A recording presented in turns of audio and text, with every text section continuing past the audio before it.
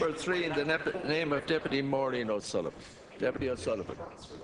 No, she's not. Deputy O'Sullivan's being called. Thank you, Ken Corlin. My question is in relation to addiction and substance misuse and abuse, and it's to look at the general health issues around that area as opposed to the mental health issues, and then in particular looking at the forthcoming legislation on the tablet issue, which is very much to be welcomed, but it's to look at the planning implications for those who are currently abusing tablets. Thank you.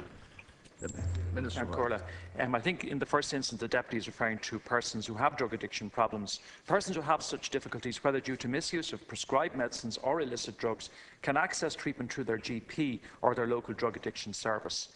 In accordance with a vision for change, the National Mental Health Policy, the mental health services are responsible for providing services to persons who have both substance abuse and mental health problems.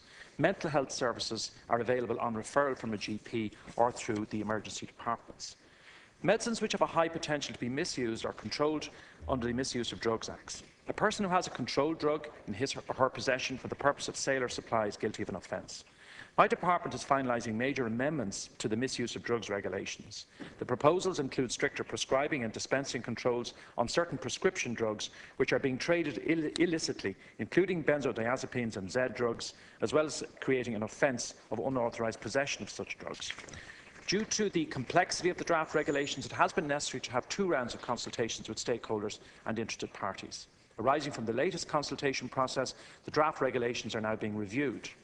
When this review is completed, the Government's approval will be sought to notify the draft regulations to the EU Commission and Member States under the Technical Standards Directive. It's intended, Count Corley, that the draft regulations will be so notified before the end of the first quarter of 2014. The EU notification period may take up to 3 months to complete. Following its completion, the Government's approval will be sought to the relevant statutory instruments. The need for additional treatment services for persons who may be affected by the proposed regulations, certainly as raised by Deputy O'Sullivan, I think towards the end of her remarks, I understand the point to which she refers, and certainly that's something that I will be attending to, and will certainly keep that under review. Deputy O'Sullivan. Okay. There's absolutely no doubt about changes in the drug scene. I mean, for so many years, drug abuse equalled heroin abuse. Then it went on to cocaine abuse.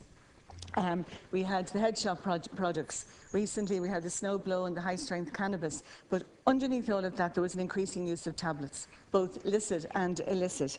And I think it was the National Drug-Related Deaths Index shows that the generic group of benzodiazepine drugs is the drug most commonly found in polysubstance poisoning deaths. Now, I know in the course of the consultations, the frontline workers and the projects expressed their fears that when the legislation comes in, welcome as it is, that those who are caught up in that tablet scene and situation, that there is a need to look at treatment services for them. And it was really that's the point of my question, because there is a fairly long lead into it. I know the European Commission also has to have its view on it as well. And it would be useful to, to see planning service-wise what is going to come in for that particular group. Minister. The additional time that's been afforded to me in relation to the consultation process will certainly be taken. We'll certainly use that time to address some of the issues that the Deputy has just raised. And she's right. Some of the people involved, project workers, those on the ground, have expressed certain concerns to me. While supporting the changes, and whilst I think very strongly supporting the new regulations that I'm bringing forward, there are some ancillary questions that they want to have addressed. And I understand their point. And I continue to meet with them and to engage with them, and I'll certainly do that.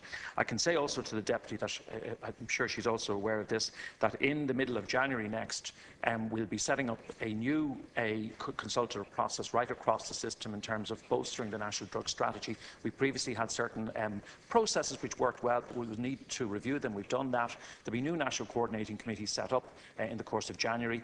I'm hosting myself a conference on the 16th of January to which all of the interested parties will be invited, including project workers, national drugs task forces, people involved nationally and locally. I think that will be an important focus for us, and the issues that she raises and that she has raised before in the House will certainly be addressed at that meeting, including, by the way, the issue of alcohol and how we address the issue of alcohol in the context of that forum also. Deputy O'Sullivan. Yeah, just briefly, there's an aspect where people with alcohol problems, it's also seen as a general health problem. We know that there are people with mental health issues, they take up substance misuse, and that exacerbates the problem. There are those that go into substance misuse and it develops into mental health problems. Some it doesn't. And there's just one particular area that I've been involved in, and it's for those who are active in addiction, who have suicide ideation.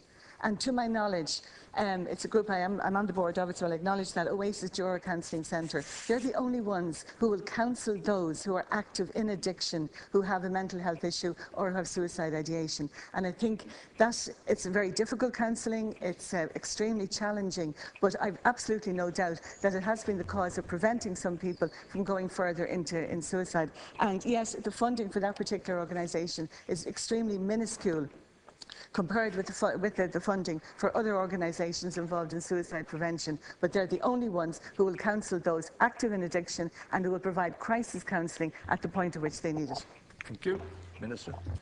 Say that I value very much the Deputy's insights in that regard, and I very much take her points in relation to funding. We're doing everything we can to ensure that there's adequate funding across the board, both through the HSE addiction services and also the funds that I, as Minister, have responsibility for.